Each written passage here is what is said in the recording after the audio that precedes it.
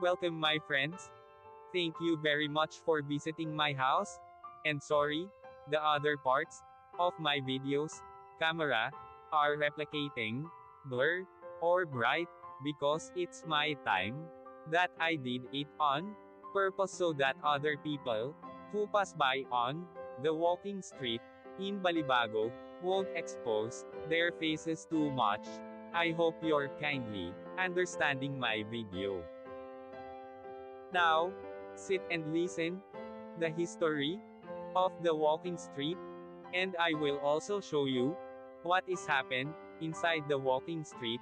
If you have been here, please watching the beautiful sight at the walking street Fields Avenue, Balibago, Angeles City.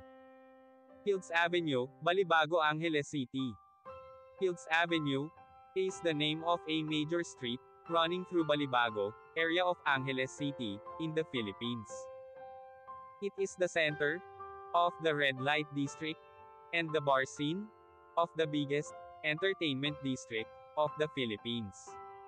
Fields Avenue in Balibago, Angeles City. The name derives from the common military practice of naming roads adjacent to airfields as Field Street or Field Avenue. Originally, the name referred to the Clark Air Base and was Clark Field Avenue. The name evolved to become Fields Avenue. History: Fields Avenue, Balibago, Angeles City, Pampanga, Philippines. Philippines was an American colony from 1898 to 1946. Bars on Fields Avenue. Catering to the single American defense personnel who worked in the adjacent Clark Air Base, first emerged in 1940. During 1940s and 50s, there were only 3 such bars just outside the main gate of the air base. By early 1960s, the Fields Avenue developed as a street lined with several bars. From November 1955 to April 1975, America fought Vietnam War. As the number of American troops in this war grew, more and more forces were deployed at Clark Air Base or routed through it. This led to a pro-life ration of bars, live bands, and prostitution, the latter mostly by young Filipino women, most of them either teenagers or 18 hanggang 55 years old. By the 1970s, there were more than 150 bars and prostitution joints along Fields Avenue. This led to a mushrooming of related, ancillary industries in the vicinity, namely music bands, hotels, doctors, hairdressers, and money exchange transfer services. In its heyday, Fields Avenue provided direct or direct employment to nearly 20,000 Filipinos, including plumbers, electricians, and security guards. In the 1980s, though the American presence remained steady, the bars and prostitution shops continued the pro-life rate. Many bars and prostitution dens were owned by Americans, as well as local politicians, thus leading to a nexus between the locals, politicians, and American military and ex-military personnel.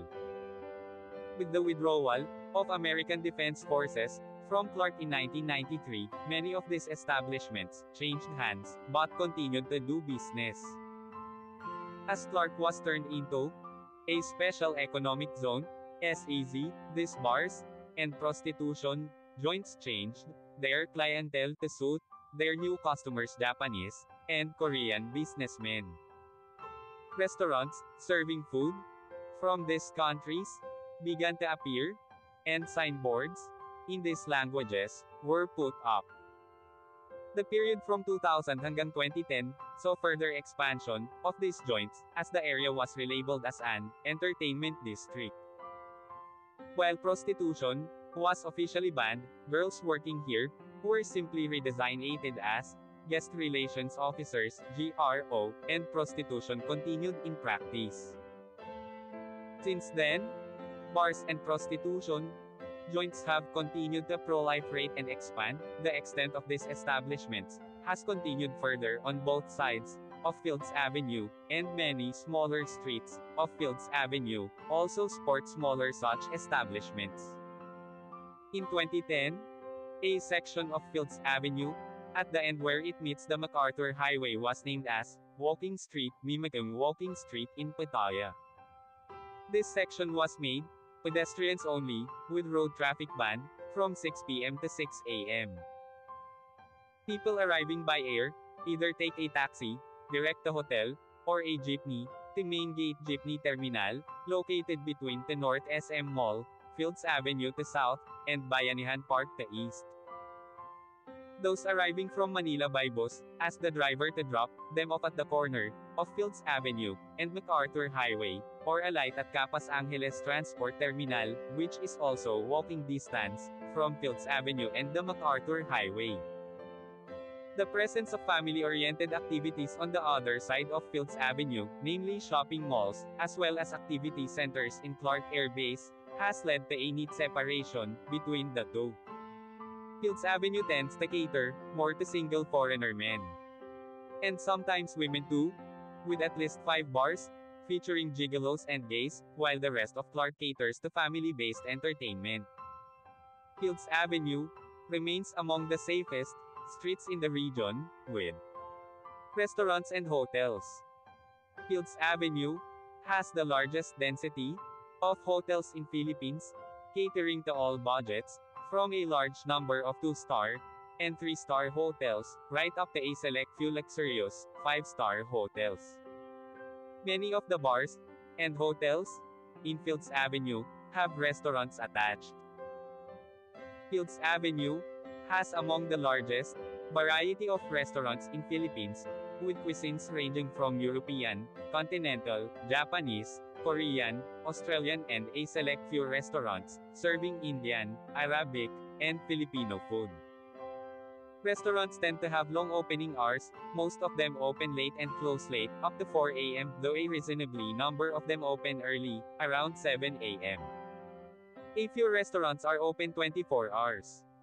Most Filipino and international fast food chains including McDonald's, KFC, and Jollibee have at least one branch along or near Fields Avenue. 24 Hours Police Station is located in the center of Fields Avenue. Thank you so much. See you my next video.